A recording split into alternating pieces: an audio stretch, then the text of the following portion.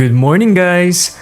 Today, we're heading out of Hanoi to explore Ninh Binh, specifically Trang An, and later, the famous Incense Village. From our hotel in Hanoi, mga 2 hours ang biyahe papuntang Trang An, roughly 95 kilometers away. Medyo malayo, pero super worth it kasi ang ganda ng nature sa Ninh Binh. This time, nag-run kami ng tour guide na nakita ni Mark sa isang travel Facebook group. Super convenient kasi sila nag-ayos ng lahat. Halfway through the trip, nag-stop over kami sa isang souvenir shop. Ang daming beautiful crafts, wood carvings, paintings, textiles, pero ang pinaka nag-stand out sa amin ay yung hand embroidery section. And here's the inspiring part. Yung mga artists na gumagawa nito are people with disabilities.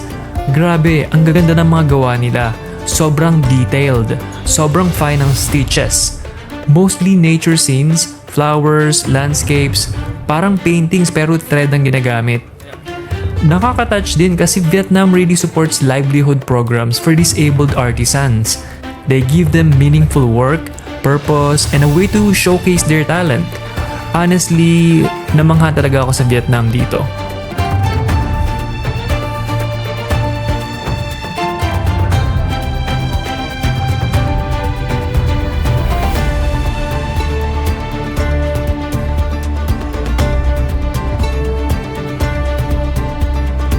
Aside from traditional arts and crafts, may maliit din na cafe sa loob ng shop. So nag-order na din ako ng salted coffee na sobrang naging favorite ko since we came here in Hanoi. So nag-stop over lang kami guys halfway ng biyahe namin kasi sabi nung driver mag-coffee daw muna kami tapos mag-toilet break. So nag-order lang kami ng coconut coffee. Ang sarap ng coconut coffee. Tapos napansin ko rito guys, yung mga coffee nila, hot coffee is maliliit yung container. Hindi ka guys sa ibang bansa na may small, medium, large. Normally maliit lang yung cup na isi-serve nila sa'yo. Pero ang sarap. Isa yun sa mga bestseller nila dito popular sa Vietnam. So yung coffee lover dyan, sobra mag-enjoy kayo sa Vietnam. Sobra. I promise.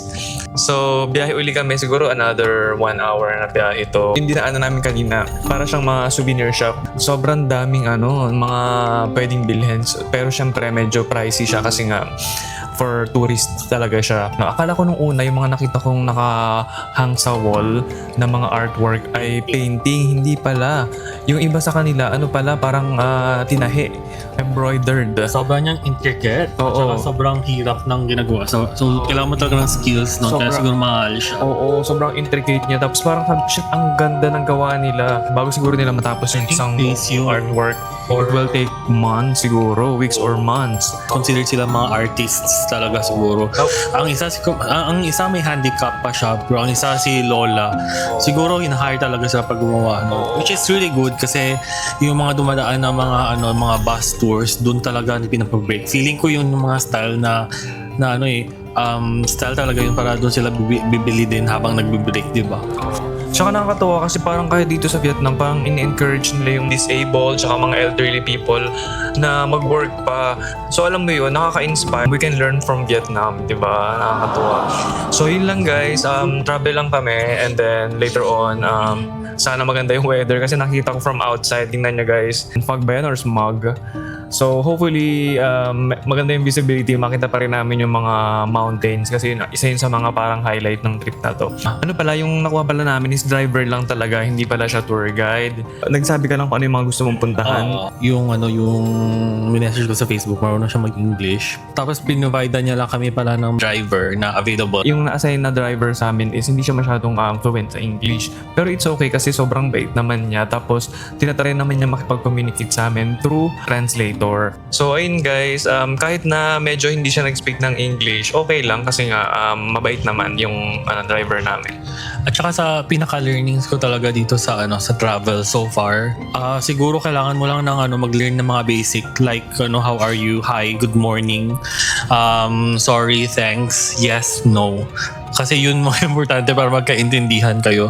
Or mag-download ka talaga ng translating application. Kung naka-iPhone ka, yung translate na app. Gumamit lang kayo ng AI, ChatGPT, or Copilot, or yun nga, yung Google Translate. because of technology, language barrier is not an issue anymore when you're traveling. So, just utilize those technology and apps. Yun. So, yun lang guys. Travel muna kami and see you later. After a few more minutes, finally we arrived at Trang An, isa sa pinaka-famous attraction sa Ninh Binh. UNESCO World Heritage Site siya, known for its river caves, limestone mountains, and temples. Pagdating namin sa entrance, bumili kami ng ticket sa maliit na booth. Ang daming tourists pero maayos ang flow. The staff explained the different routes pero dahil day trip lang kami, we chose the Thuyen route. So, what do you recommend for first time? So you can do for number 3. We have a low cave is the longest cave 1 kilometer. Okay. Okay, 1 kilometer full. The Thuyen route includes Trin Temple, Hang Dat Cave, and the Vulam Royal Steps. These places are connected to the Dinh and Tran dynasties, kaya ang daming history. The Vietnamese government protects this whole area dahil cultural heritage siya.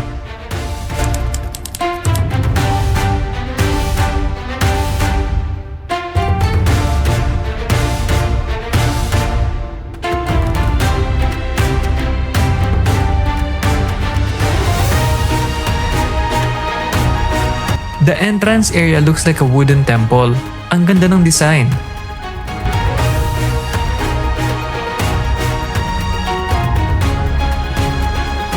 Then, we walked to the dock where we boarded a traditional bamboo boat. Ito guys, yung kukunin namin na route. Number 2. Đây ba bạn. Yes! We made it to the dock. Per boat, 4 passengers plus 1 boat rower. Pinagsuot kami ng life jacket. Good for me kasi hindi ako marunong lumangoy. So we sat in front. Tapos, behind us was a Dutch couple na super friendly. Sa likod nila si ate boat rower. Medyo cloudy that day, pero mas naging magical yung ambience. Parang fantasy movie. May paddles din sa boat, so pwede ka actually tumulong magsagwan. Kami ni Mark, tumulong kami kasi naaawa kami kay ate. Fun siya actually, pero nakakapagod din pag matagal mong ginawa. Fun fact, marami talagang mga babae na boat rowers dito. Cultural thing siya. Traditionally, women in Ninh Binh are known for their strength and endurance sa river work.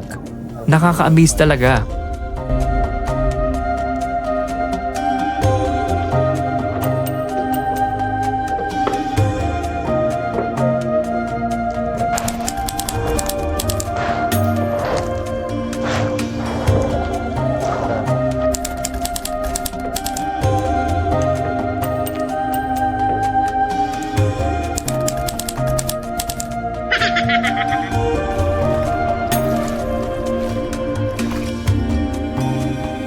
Along the river, ang daming limestone mountains. Millions of years old na tong mga to. Parang halong bay, pero river version. Sobrang peaceful, tahimik, parang ibang mundo.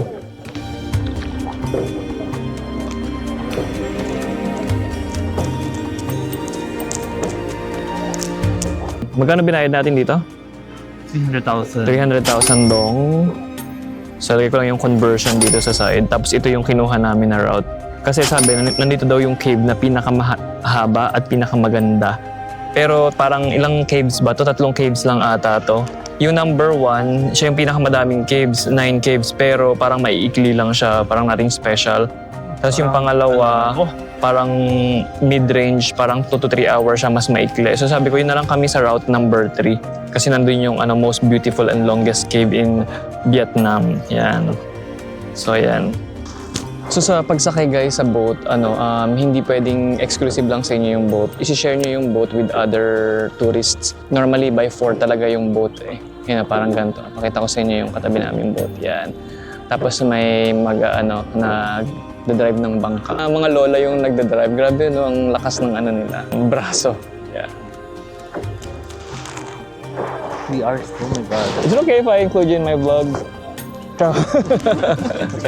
Yeah. What's your name, guys, again? Julius? This is Julius, and this is Leonie. Nice to meet you guys. So they're from Germany, isn't it? Yeah.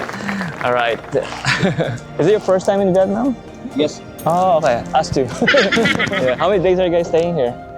21. 21. Wow, my God. 21 days. Yeah, Wow. we're jealous. We're gonna Only in Hanoi, or you went to Da Nang as well? Went down to Ho Chi Minh. Ho Chi Minh. Ho Chi Minh. Okay, yeah. Maybe next year we're gonna go to Europe. So we might include Germany as well. Yeah. But we're only gonna stay here for 6 days and then we'll go to Thailand. Okay. Yeah. But before here we were in South South Korea. My God, it's freezing. Negative 15 degrees. Prone to frostbite. But this weather is just perfect. Yeah. Not too cold. not too hot, not too cold.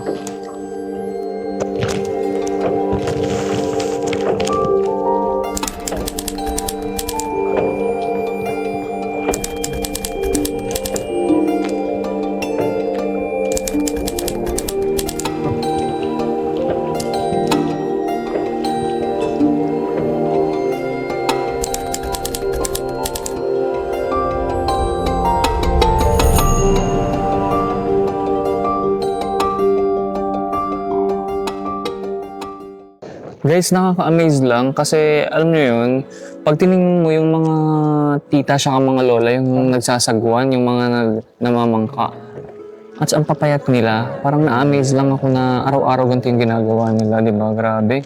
Tingnan nyo, May muscles. mga babae ang nagkasagwan. Tapos ang bibigat ng mga pasahero nila, nakakaya nila, nakakamangha yung nila, yung endurance nila, saka yung kasipagan nila. Sports. Di ba? Buti sinusupport ng government yung mga ganitong mga trabaho. livelihood. So I can't imagine guys nung nag-COVID. Alam mo yun kasi di ba nag-close lahat ng mga tourism. Nag-close yung mga airlines, walang traveling, tapos nag-lockdown. Ganito siguro. So parang hindi ko ma-imagine na nag-stop yung tourism dito sa Vietnam. Kawawa naman siguro yung mga locals dito. Parang sa Philippines din, di ba? Nag-close yung Boracay, mga tourist area during COVID. So, yeah. Nakakatuwa lang kasi parang nakaraos tayo sa ganung klase ng di ba? Ng panahon. So, ngayon, naka-recover na yung mundo and open na uli yung tourism. Nakakatuwa. Yun yung yun guys, yung parang kagandahan ng nagka-travel talaga. Alam mo, iba yung na-experience mo siya in person kaysa yung napapanood mo lang sa mga vlog, sa mga videos. Pero pag ikaw na yung talagang nag-travel, you get to experience it yourself. Iba. Alam mo yun, mas nagkakaroon ka ng ibang perspective sa life. Tapos nai-inspire ka na mabuhay, na-enjoy ang life. You need to enjoy life. So pumasok na nga kami sa first cave na tinatawag nilang Hangdot Cave. Mahaba siya and may ilaw sa loob kaya safe. May mga ilaw naman sa loob ng kuweba, in fairness. So, time na ni John i-explain yung mga stalagmites, stalactites. Ang daming stalactites. Ito pala guys yung mga bato na nakasabit sa ceiling ng cave. Hindi yun sa baba ha, kasi stalagmites yun. Nabubuo yan over thousands of years dahil sa dripping minerals. May mga parts pala na sobrang baba ng ceiling kaya kailangan namin yumuko ng todo unless mauuntog kami. Yung mga cave dito sa Trang An, nabuo siya dahil sa tubig. After millions of years na pag-ulan at pagdaloy ng river sa limestone, unti-unting natutunaw yung bato at nagkakaroon ng butas, tunnels at mga daanan. Kaya ngayon, may mga river caves tayo na naturally created by water and time. Naalala ko dito guys is yung experience ko sa Puerto Princesa. Nagpunta kasi ako doon yung mga 10 years ago na rin. Parang ganito. Pero ito parang mas siya mas maliit. Kailangan mo talagang mag-head down. Narrow yung cave. Kumpara doon sa Puerto Princesa. Puerto Princesa kasi mataas yung yung kisame ng cave. Ito talagang kailangan mo yumuko. Paano nga nailawan? Nakaka-amaze nga sa tama nga yung sabi ni Mark. Paano nila na-install yung mga ilaw. Pero syempre siguro, before nila i-open for public, nilagyan nila yan ng mga ilaw. Guys, according dito sa pamphlet na binigay nila sa amin, Dot Cave is the longest and most beautiful cave in Trang An. Hindi naman pala sa buong Vietnam, sa Trang An lang. Okay guys, alert kayo, dapat baka video kayo ng video, huwag nyo kami bayahin. Makinig kayo dun sa driver ng boat. Pag sinabi niya na head down, mag-head down kayo kasi baka matamaan kayo, patay talaga. Uuwi tayo ng bahay natin na may crack yung ulo. Ang ganda rin. Ang ganda. Ang ganda. 1 kilometer to, no, in total. Kasi 1,000 meters daw eh. Nakakamiss lang guys kasi lahat to hindi to man-made. Ano talaga to? Gawa ng nature talaga to. Diba? Nakatuwa. Pwede kang tumira dito, boarding house. May ahas kaya dito, patakot mo. Walang panigay, no? Hindi siya amoy paniki. Oo, no, di ba po? Walang panigay, hindi na mabuhay yung panigay dito. So siguro nakakatakot dito pagka nag-high tide. No, matatrap ka pagka nag-high tide. Bawal dito yung hindi agad makakayuko. Kasi Bawal sa mata. yung mga may back problem, hindi kayang yumuko ng biglaan. Sobrang haba niya guys. 1,000 meters. 1 kilometer. Sobrang haba. Paglabas namin ng Dot Cave, grabe, ito yung bumungad sa amin. Sobrang namangha kami ni Mark. Para akong nasa loob ng RPG game na open world fantasy. As in, ang ganda. Sobrang daming limestone formation. Tapos ang haba at ang laki ng river. Para kaming pumunta sa Amazon forest. Medyo covered pa ng clouds yung mountains, so ang mystical ng dating. Talagang matutulala ka sa ganda. Fun fact, yung river system dito sa Trang An parang life source ng wildlife. Dahil malinis yung tubig, madaming animals na umaasa dito like freshwater fish, kingfishers, herons, egrets, pati mga rare turtles. May mga insects din na dito nagbe-breed, kaya tuloy-tuloy yung food chain. Kaya sobrang rich ng biodiversity dito. Kapag healthy ang river, healthy yung birds, fish, plants, basically buong ecosystem. Then, we enter the second cave, ang Hang Ban, also called as Cloud Cave. Mas airy siya, mas bright. Ang sarap magsagwan dito, super relaxing. Pero habang tumatagal, mapapagod ka rin. Kaya lalo akong humanga sa mga boat rower na babae. So guys, pumasok pala kami dun sa second cave. So maikli lang siya, 400 meters only. Tsaka hindi masyadong mababaw yung ceiling nung cave. So hindi niya kami pinayuko kasi mataas yung cave.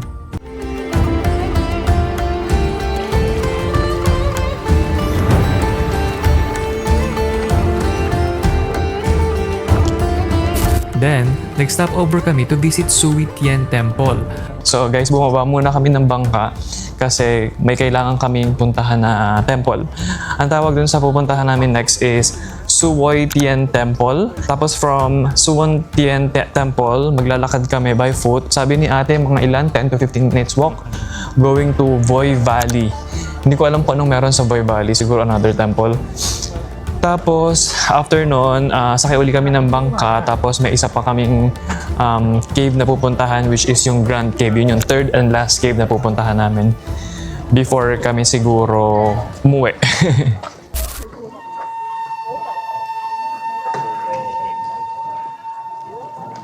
Habang naglalakad kami papuntang Sui Tien Temple, nadaanan namin itong maliit na tulay. Ang ganda ng view dito. Kitang-kita mo yung mga bangka na nakadock lang.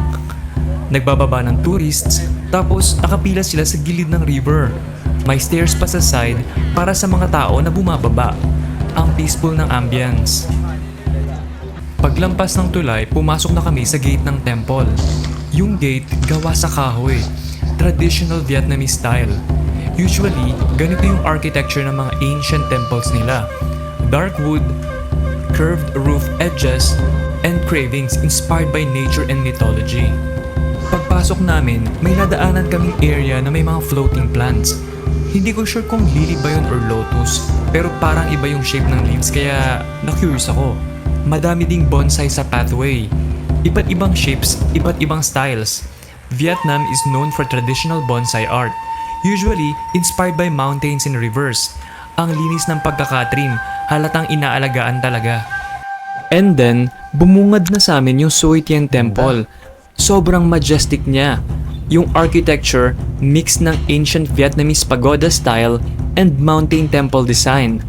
May dragon carving sa sides and may bird statues sa harap. Usually, phoenix or crane, symbol ng longevity and peace. Yung roof, layered and curved, typical ng old temples na may Buddhist influence. Historically, Suoi Tien Temple is part of the Trang'an Spiritual Complex. Ginagamit siya noon as a place of worship for local deities and nature spirits. Suoi Tien means fairy stream, kaya maraming legends dito about fairies and mountain guardians. Over time, naging lugar siya for prayers, offerings, and meditation, especially for travelers and boat rowers na dumadaan sa area. Today, protected heritage site na siya. The government maintains it as part of the UNESCO Trang'an Complex. Kaya ang linis, ang tahimik, at ang ganda ng preservation, parang time travel sa ancient Vietnam. Pagbalik namin sa boat, may nakita kaming limestone formation na kamukha daw ni King Kong. Tinuro siya sa amin ni ate yung nagsasagwan. Feeling ko parang nasa Amazon River or Jurassic Park kami. Grabe, ang ganda ng lugar.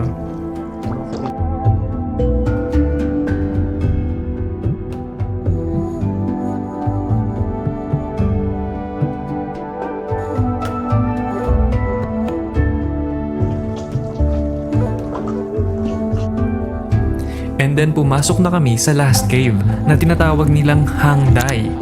Mas malawak siya and mas dramatic yung rock formations. Ang cool ng echo sa loob. It actually reminded me of the Puerto Princesa underwater cave in Palawan, Philippines. Medyo masakit sa puwet, guys. Parang ilang hours ba ito na nakaupo tayo? 3 hours ba ito in total?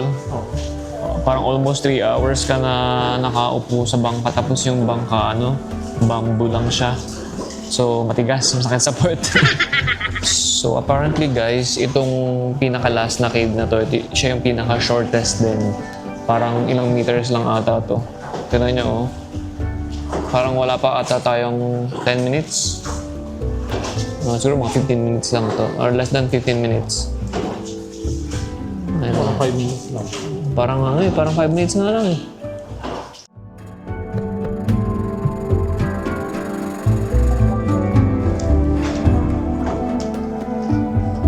Diyan kami nanggaling guys, sa cave na yan.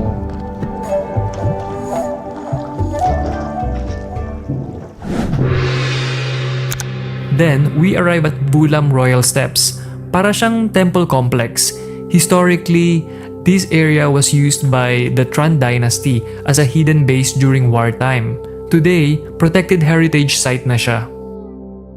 Paglabas namin ng cave, makikita mo agad yung maliit na pagoda sa gitna ng lake. Simple lang siya, gawa sa kahoy, pero historically ginagamit daw ang ganitong mga floating shrines bilang lugar ng offerings para sa travelers at boat rowers. Parang quick prayer stop bago sila tumawid sa mga caves at waterways. Kaya kahit maliit, may spiritual significance siya sa buong Bulam area. Paglapit namin, dinala na kami ni ate boat rower papunta sa Bulam Royal Steps. So pagbaba namin, sobrang majestic ng temple. So after naming pumasok sa Grand Cave, yung pinaka-last na cave, dito kami dinala nung driver ng boat. I don't know kung anong meron dito pero parang mukhang puro temple siya. Tapos may mga statue sa loob. Grabe yung nila dito, yung pagkilala sa religion nila, sa culture nila. Nakakatuwa. Sa loob, makikita mo yung mga ancient statues. Well, sila daw yung mga hari during Tran Dynasty. May incense sa gitna at umaangat yung usok habang naglalakad kami, giving that sacred historical vibe.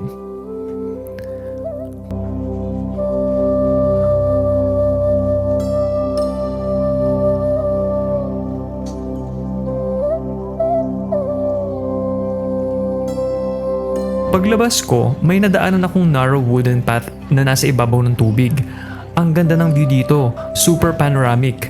Kita mo yung river, yung towering limestone mountains, at yung buong temple complex. Parang painting na buhay.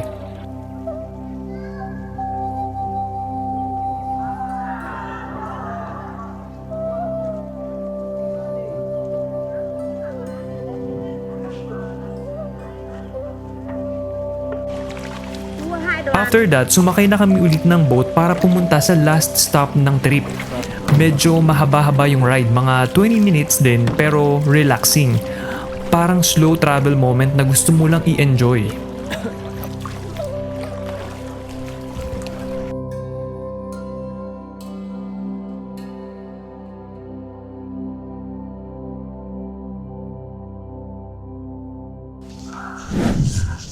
Yan, so guys, kakatapos lang namin mamangka. So, nandito na kami ngayon sa, hindi ko alam kung anong lugar na to, pero tumigil yung bangka dun sa parang malaking area dito na may mga kainan.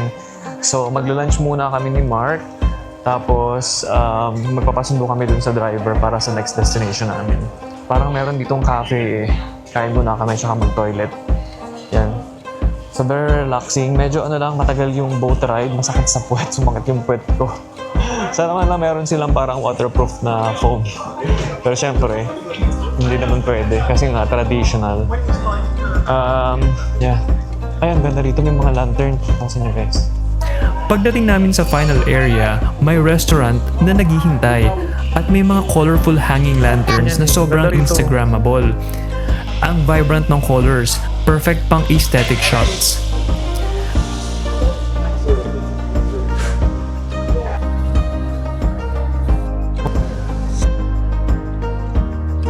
Sa exit, may mga galleries pa ng Vietnamese artwork. Ang daming unique pieces, very cultural.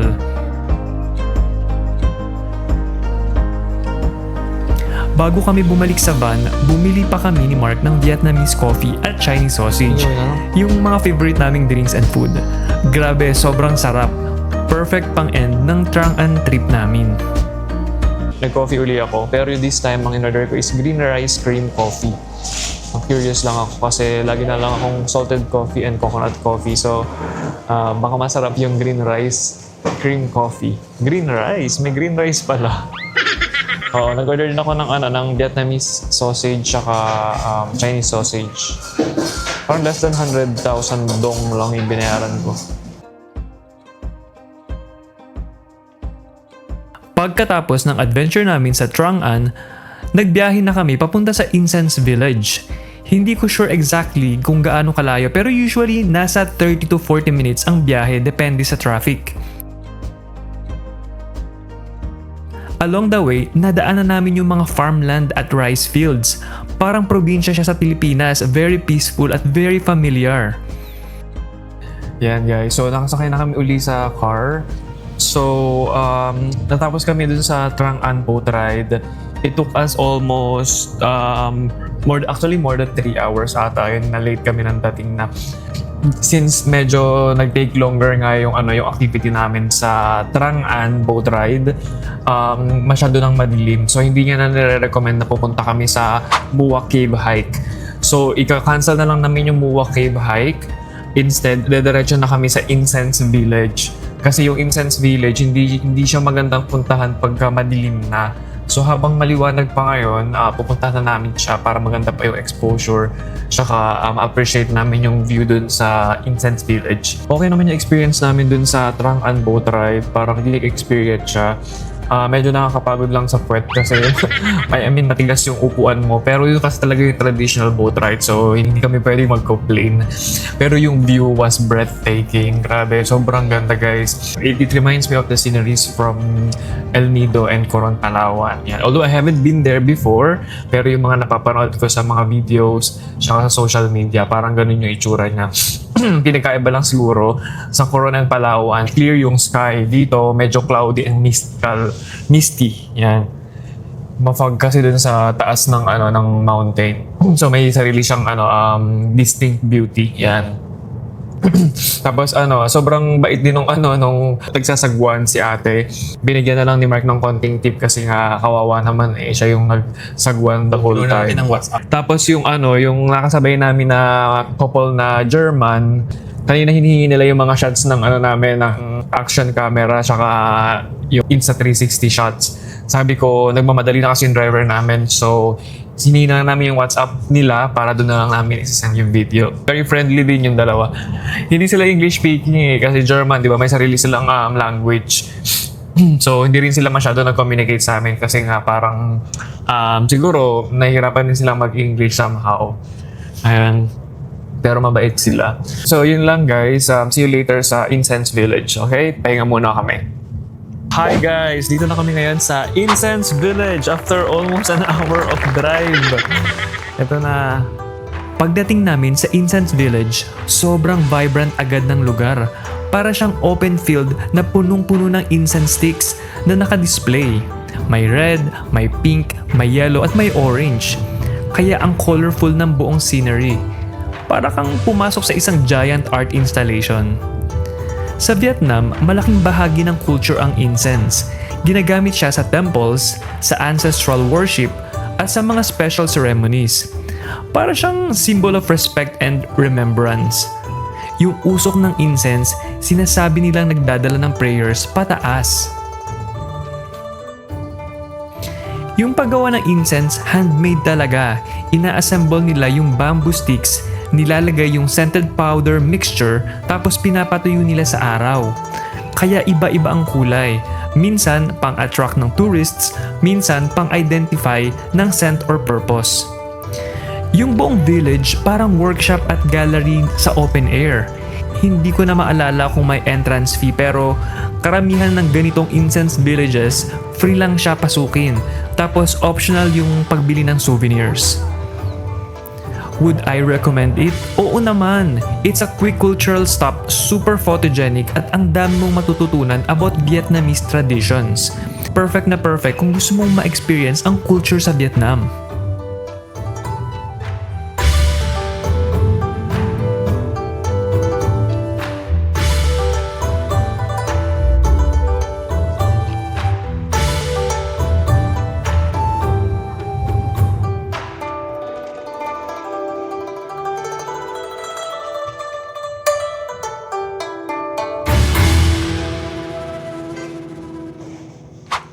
After namin sa Incense Village, umuwi na kami pabalik sa hotel namin sa Hanoi. Habang nasa biyahe, na-realize ko kung gaano ako na-amaze at na-inspire sa buong Trang An experience. Iba yung feeling, yung nature, yung history, yung peacefulness ng lugar, parang nagbukas siya ng bagong appreciation ko for Vietnam. Ang dami naming nadaanan today, pero bawat stop may sariling kwento. And honestly, this one is one of those days na hindi mo agad makakalimutan. Pero hindi pa dito nagtatapos yung adventure natin sa Vietnam ha. Pasensya na pala kung late yung mga upload ko guys kasi sobrang busy ko recently, ang dami kong mga travels na ginawa. Sa next vlog, ipapakita ko sa inyo ang One Pillar Pagoda, ang Hoa Lo Prison Museum, at syempre, ang iconic na Halong Bay. Ang dami nating i-explore kaya abangan niyo yan mga ka-travel. See you in the next vlog!